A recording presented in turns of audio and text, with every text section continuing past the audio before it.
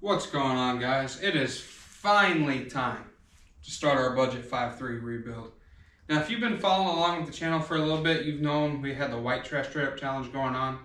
We came onto a 2002 Tahoe and it needed some work. The guy told me it had a blown rear main seal, and from what I could tell, it wasn't the rear main seal. It was this sensor. Alright, so we replaced that sensor, and then the oil pan gasket blew. So we replaced the oil pan gasket, and then lo and behold, it was the rear main seal all along. So you know what? We decided we're just gonna pull the engine out, and then once we got it out, I decided let's just go ahead and re-gasket everything. And then along that, we found the lifters were seized inside the bore. So I ordered brand new lifters. I ordered brand new timing chain, because this thing got some slop to it. We ordered a brand new timing chain. We ordered an entire gasket set.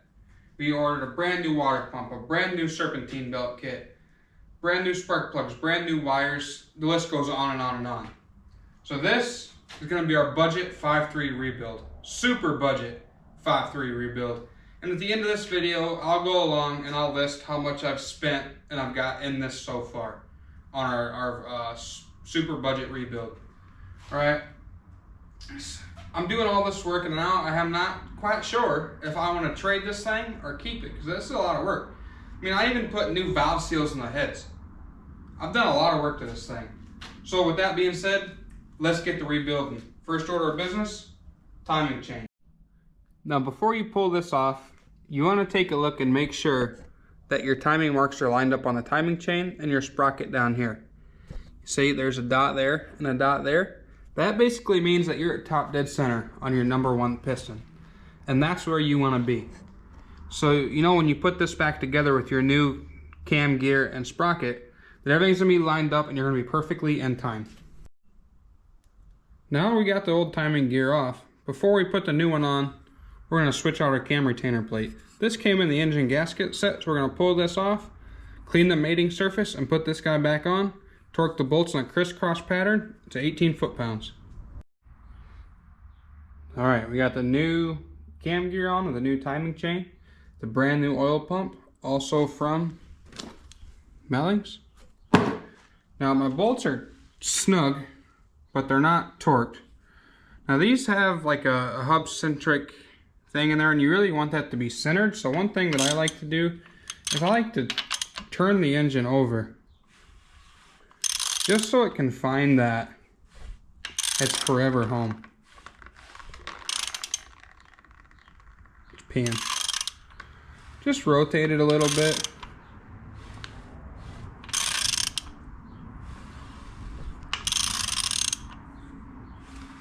That's probably fine. And then just tighten these 4 bolts down for the oil pump, 18 foot-pounds. Alright, little by little, we're making progress. Oil pump's torqued. Pickup tube is on and torqued. So, while we're upside down, let's throw the oil pan gasket. Throw that on, and the oil pump. And of course, to the bottom of all these gaskets, we gotta sort through. Should sit something like that. Now, we'll grab the oil pan, get that on, get that torqued to spec. Much like everything else on this engine, almost, the torque specs for these oil pan bolts, 18 foot-pounds. And you make sure you want to go in a crisscross pattern. So if you start here, go here, and then kind of zigzag back and forth till they're all torqued. Obviously we don't have the front and the rear covers on yet, but don't speak too soon because that's next. Let's get to it. Now before we put our front cover on, we're going to take and put us a nice little dab of black RTV right in here on both sides where the front cover is going to meet to that. And then grab our front cover, grab the gasket. Where's our gasket? Right here. Throw our front cover gasket on, and then we'll put our front seal on. Alright, we got our front cover on, got the front seal on. with the help of the tool that our lovely girlfriend bought us for this job. Helps align the front cover and install the seal. Pretty cool. Now it's time to bust out the cherry picker over there so we can hoist this thing up and do the rear main seal. Let's get to it, brother. Like all the other bolts, like we said once again, the torque spec for these are 18 foot-pounds. It's the exact same for the rear main. But for this, once we get to it, we'll kind of walk through that together. Alright, now we're over here and we're ready to do our rear main seal. So we're going to put another dab of black RTV in each corner here where the rear main cover meets the oil pan, just in the corners there. And then we're going to line up our gasket and our cover to the block. We'll get 2 bolts started.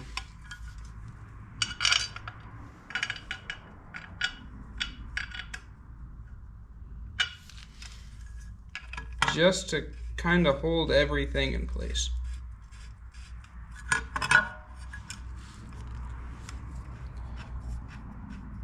And once you have those started, go ahead and put the rest of your bolts in, but don't torque them just yet. Alright, all the bolts are in. And now we need to put our rear main seal in. But we didn't torque our bolts yet because this needs to be centered. Like this needs to fit on there perfectly. So you set that in there.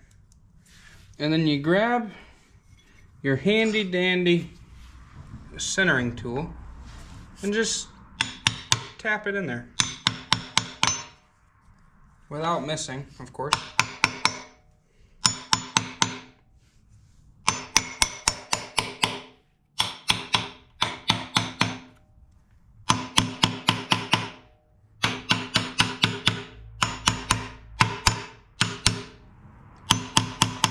You hear how the pitch of the sound changed? It's because it's bottomed out. It's as far as in there, but what do we know? Just give it a couple more taps.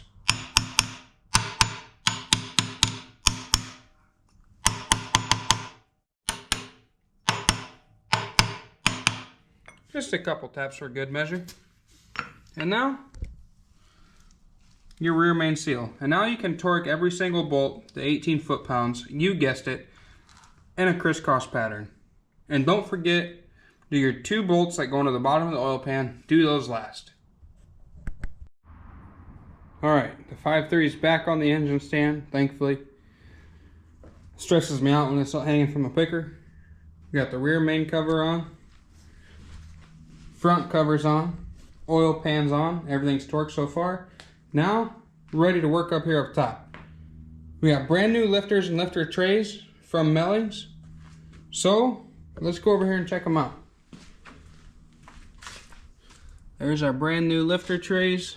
There's our brand new lifters. I've had them soaking in oil since 1:30. It is 5 o'clock now, so a couple hours have been chilling. So we'll get those out, get them in the trays, and in the engine. Let's get it, brother. We're getting close. Now these did have the lifters that were seized in the bores. So I picked up, so even though they've been soaking in oil, I picked up some Lucas assembly lube. I'm gonna go ahead and lube up those bores, make sure they're nice and lubed up. You don't wanna go in dry, it hurts. One thing I've seen a lot of back and forth discussion on is what way these lifters sit inside the lifter trays. Because right here you have the, where would be the oil feed. So if your tray sits in your engine just like this, what way do you want that facing? Do you want it facing towards the center of the engine, or do you want it facing the other way? I like to have it facing towards the engine. So when I put this in here, it only goes in here one way. It would be facing the center of the engine. At least that's how I do it. What do you guys think? Alright, lifters and the lifter trays are in. The lifter trays are torqued to 7.5 foot-pounds. Now we're ready to get the cylinder heads installed. Yeah, buddy. It's finally starting to come back together and look like an engine that we can put in the Tahoe and start ripping. Let's grab those heads and get them put on. There's a couple things I should have mentioned before I ended off that last little clip. That while you're right here, before you get your heads on, make a note that you are at top dead center. This is where you need to be when you start installing and torquing your rocker arms. And while you're here, just take some brake cleaner and clean up this mating surface to make sure it's free of any oils. I've had this open for a couple months, so I've kept it lubed up to make sure it didn't start rusting too much. You can see there's a little bit of discoloration on it, but I did keep it lubed up. So make sure you spray that with some brake cleaner and get that cleaned up. Alright, one cylinder head is on and torqued. We got the other side to go yet. One thing I should have mentioned is these head gaskets, it'll say front on them, but it doesn't matter. They can go either which way. There's not a left and a right. It just says front on them, and you have to make sure that they're at the front. Now the torque specs for these is you start off at 25 foot-pounds. I've made notes here.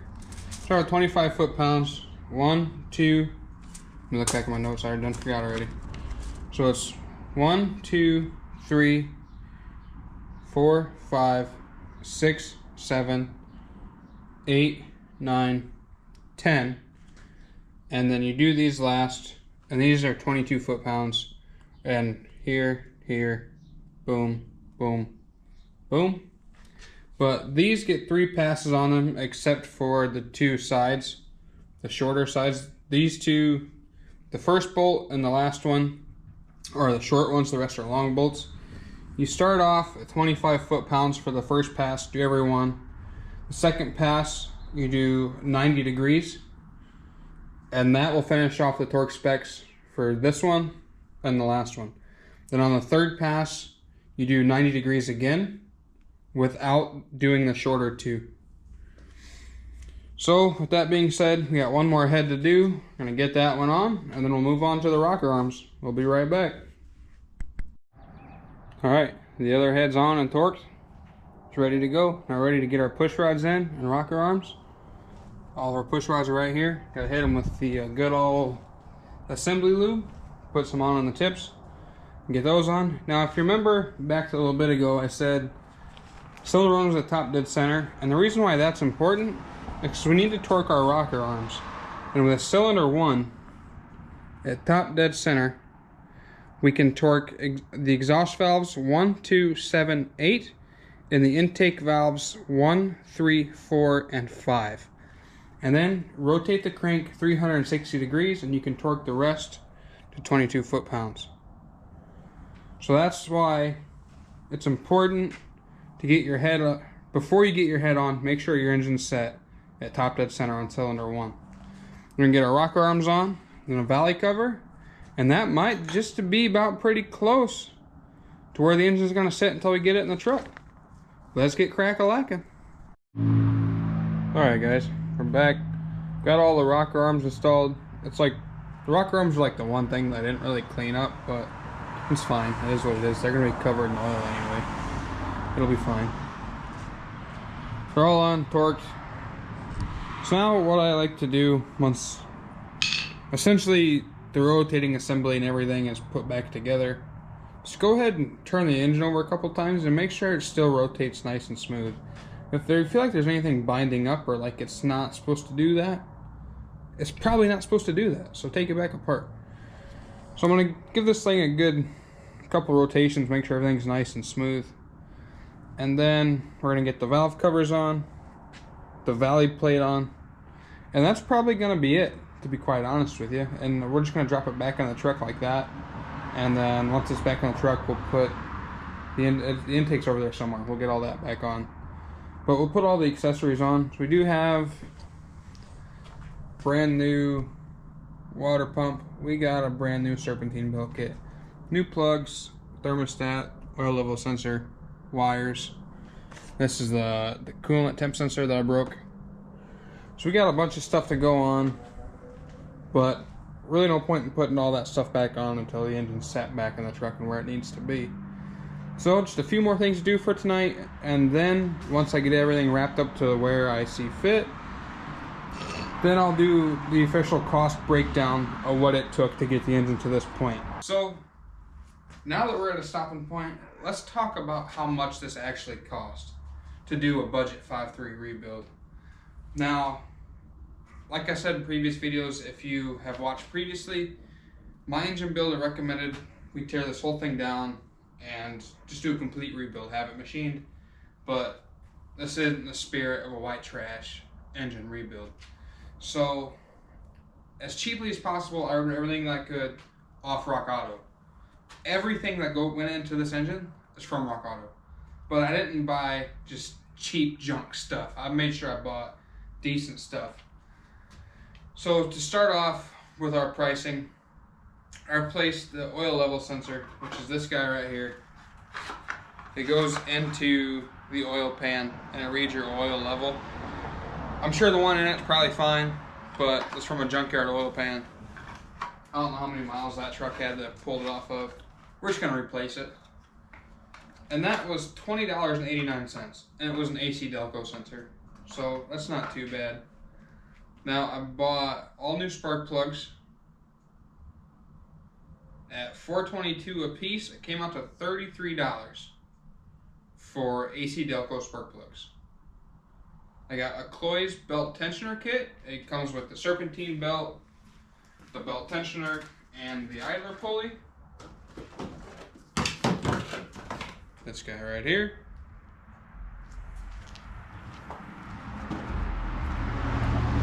That was $60.79. A little pricey. Now we needed exhaust manifold studs because there's 4 bolts snapped in the heads. Now I didn't read it properly and I thought one box would only do 1 manifold, so I bought 2. Well, there's 12 bolts in the kit and that does both manifolds.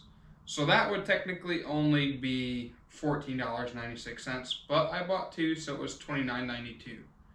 The engine gasket set was probably the most expensive part out of all of this, but it came with everything. It comes with, oh, I already put the box up, but it was head gaskets, oil pan gasket, the valley cover gasket, valve cover gaskets, front cover gasket, front seal, rear main cover seal, the rear main seal. There's a bunch of other little gaskets except for the seals that go on our valley plate, of course. That was $387.79. So that was a little pricey, but it's not bad. Now, our lifters. We got,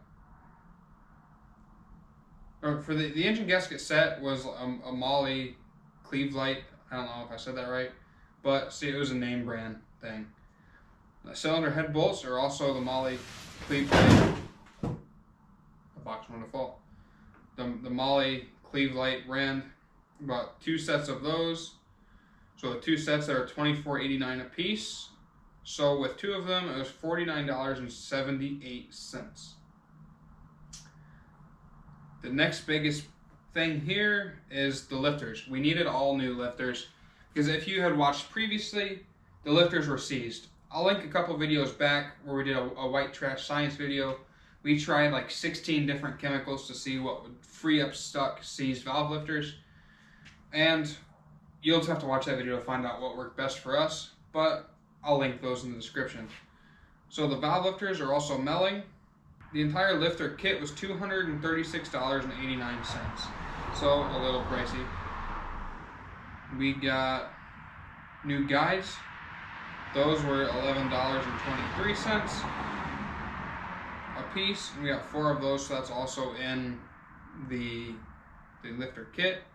We got a brand new timing chain and component kit. That is also a Melling brand, $127. That included the timing chain, the cam gear, and the crank sprocket. Individually, that was, oh, and the oil pump. We can't forget the oil pump. That was included in that. So the timing chain itself was $14.35. The oil pump was $69.10. The timing crank sprocket, $17.82, and the cam sprocket was $26.52. Next, we got a brand new water pump. The previous owner told us that the water pump was replaced. It was not. It was old, crusty, original gaskets. So, while we're here, we ordered a brand new water pump. And that is a US Motor Works Professional Series water pump, coming in at $79.79. That's not bad. Kind of expensive for me, I think. I don't know. I'm just a cheap ass. Spark plug wires. We got Walker Products 8.8 grade, decent spark plug wires. The set, $30.99. I had the original spark plug wires on. When I pulled them off, they all broke. So I was ordering spark plug wires. No big deal. And then when I pulled the engine out, we broke the temperature sensor. This is the one, I'm pretty sure the one that reads to the dash, because there's another one, maybe not on these LS, I don't know, I'm used to small block Chevys. But there's two, or maybe there's just this one on LS's, I don't know. There's probably just that one, now that I'm thinking about it, because I would have seen it by now, probably. And you know what, just don't even pay attention to me. So the temperature sensor was $8.79. With my total RockAuto order coming to $1,193.20. So we're just at $1,200 for the basic stuff to rebuild this engine. Now, I probably could have got away without replacing the timing chain and the oil pump. That probably could have saved me $150. But for the peace of mind that this 330,000 mile motor now has a brand new oil pump, a brand new timing chain, that's just a peace of mind for me. It definitely needed brand new lifters because they were all seized and some of them broke when we took them out of the bore. So it needed that. It probably didn't need head gaskets, but you're this far in it, just do it. Just re-gasket everything. The front cover seal was leaking. The rear main seal was blown. So you know what? We're in it this far. Just tear it down and rebuild it. So, and now for odds and ends stuff, my lovely, I don't know where the box went, my lovely girlfriend bought me the tool to install and center the front and rear main cover, install the seals. That was $15, sure, off Amazon, so it was like $15, probably $20. And then between oil, so it'll probably be $50 in the oil. Odds and tools, I had to buy a new torque wrench. If you already have a torque wrench, it doesn't matter, so you don't have to count that. But at the end of the day, I'm probably $1,500 into this 5.3 rebuild. It's nothing crazy. There's a few other things I do have to pick up. When I took this out, I broke the plastic fitting for the heater core, so I'm going to go to the junkyard and take care of that. But everything else is going to be fine. At the end of the day, $1,500 to rebuild a 330,000 mile 5.3 probably isn't a steal. Now, for some of us people that live paycheck to paycheck and struggling a little bit, and we're not as well off as some other people, maybe this does break the bank. Goodness gracious, I can't talk. Break the bank a little bit. But you know what? It's not no high horsepower build that we're gonna race it, break it, fix it, and it's gonna sit for 6 months. It's just gonna go into a reliable daily driver, and it's gonna be just fine. So, have you rebuilt one cheaper? I'm curious. For the amount of parts that we've put into this, I don't think $1,500 is a bad deal. Now, I'm gonna have to go buy the oil. You've seen in previous videos my training fluids leaked all over the floor, so I need to go buy a couple quarts of training fluid, get that taken care of. But other than that, I think that's it. And now, it leaves with one thing left to do. Put this bad unit back into the Tahoe and just see if it'll do a burnout. Because last time when we got that thing, it wouldn't do a burnout on concrete. We had to go rip it in the backyard. So throughout the week, I'm going to work on getting this thing back in that Tahoe. And Before I do that though, we do need to prime it. So I probably should have left the valve covers off, but it'll be fine. It is what it is. We'll figure that out in the next video. Peace.